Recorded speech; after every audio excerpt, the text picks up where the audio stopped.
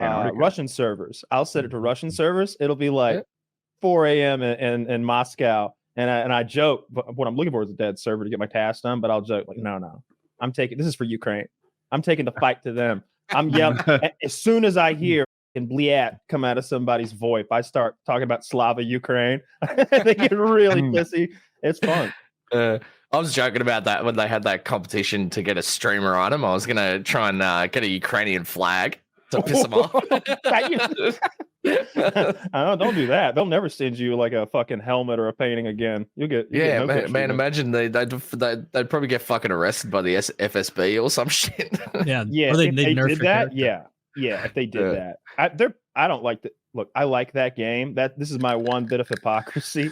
As far as I know, Tarkov isn't owned by an oligarch or directly in Putin's pocket or anything like that. It's just a fun video game. But man, who gives a shit anyway? Did you see that the U.S. was trying to ban Russian software? Yes. I also saw that Putin is trying to create his own game console. So perhaps these two things are related. Wait, is that second part serious? Because I didn't see it. It's 100% serious. They're doing the Bliat 360 or whatever the fuck. I'm not even joking around. I mean, the name I'm joking around, but Putin's like, we need to compete with the Xbox and the PlayStation. We need a Russian gaming console. Why would they want to compete there? Yeah, they want everywhere, Woody. They're a first world nation. They're equal to the United States. They should compete in like agriculture productivity or something, not gaming consoles. No, it's gonna be like Stalin, where he's like, yeah, everyone's gonna have a camera, and then he's just gonna work half the country to death trying to make fucking cameras. Yeah, and then no one's gonna get any. They're just gonna sell them all. It's gonna be like, have you ever read about Mao and the sparrows? Of course. Yeah.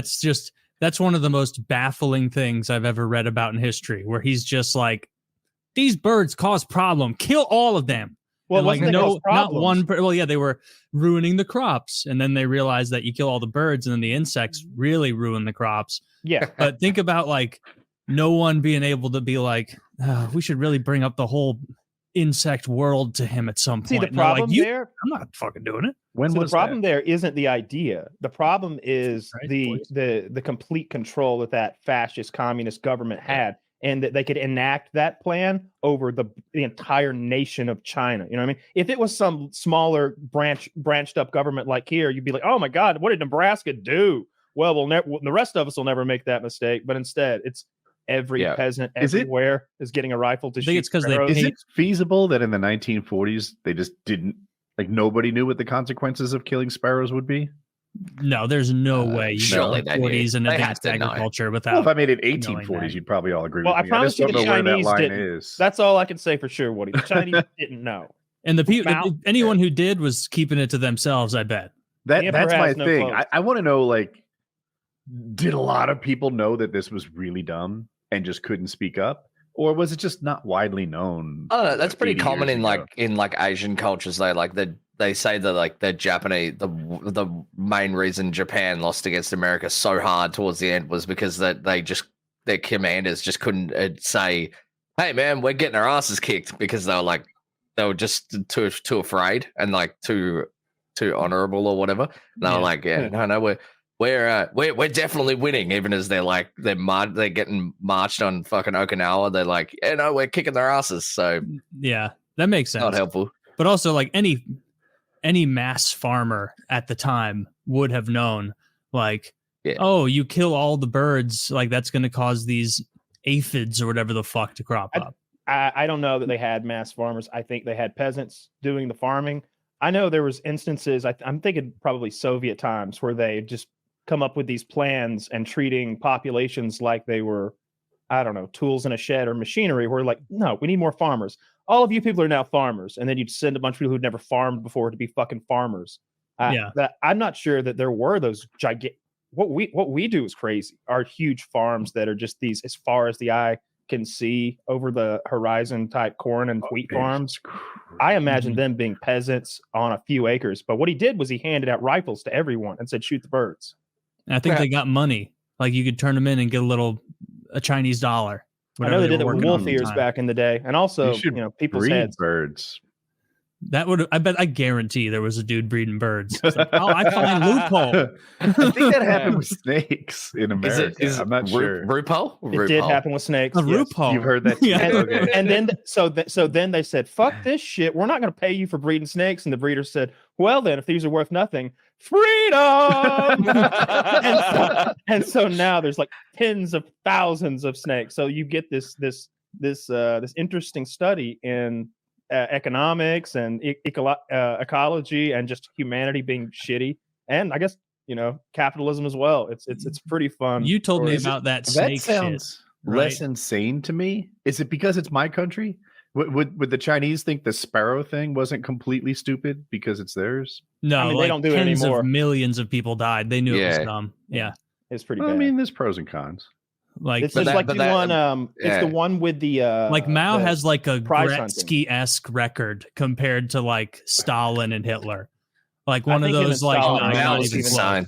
Yeah, Is he that far ahead of Stalin? Because I felt like Stalin took out like 10 mil as well. Stalin took out a ton, insane. but Oh, like Pol I think Pot was Mao pretty is, good. like, I think Mao dwarfs everyone. Where does Genghis Khan rank? Probably way. OG No, fucking platinum. wasn't that bad. Champion. There he weren't wasn't that that many bad. people back then. I'm getting various Yeah. answers here. They killed the No, dogs no. and cats. No, he had rules where you could like continue to live in your own culture and like self-govern and stuff as long as you paid taxes and dues to the Khan. And he I would believe. remove monarchies and put in meritocracies, and like Yeah. a lot of people I- benefited under Genghis Khan's domination. Yeah, I mean, the wars that he fought were bloody, but I believe that most of what happened after, like, his ruling class wasn't as bad. So, Bloody if you fought back. If you just said, "Welcome, dear conqueror," I for one welcome our Genghis Khan. Then Yeah, you might be exactly, a new local leader. yeah. I don't know think about it was that guy. I don't like him. You're talking I about don't- my great grandfather. Mine too. Mine too. No, I didn't actually. No, I think he honestly, made want everyone a to little bit dislike him. I want to dislike him right now for the point of discussion. But like the horseback archers is such a cool vibe. Like just It is.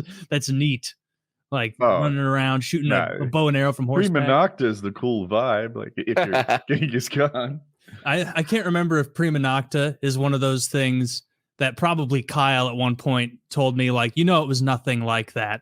Or if you led me the other direction and was like, oh, that was a real thing. Because you could lie to me right now either way. Mm-hmm. If it was something that never happened or if it actually did. My if you put a gun to my head, I'd probably say it happened. But I don't remember the historical stuff. Obviously, I remember the Braveheart references. Yeah. And that does seem like something the English would fucking do. So Yeah, maybe. it's definitely an English thing. Yeah, Because they hated the Scottish, though. Surely they did it to try and breed them out. Like, you would think so. and ensure loyalty, and all sorts of things, and just get laid, right? Exactly. That's part of it. A lot of the witch persecutions was about that. They just wanted to like disrobe and torture ladies. I saw an interesting green text recently about the state of modern women. And it was that after generations and generations. When you had me a green text, bro. So I was popping around pole. And I went to 4chan to learn about girls. How'd it go, Kyle? Tell us more. First of all, it's we're there's good folks over there. On both sides, sure. On both sides. There's Yeah, people on both sides of 4chan that are good people, okay? Shit. Anyway,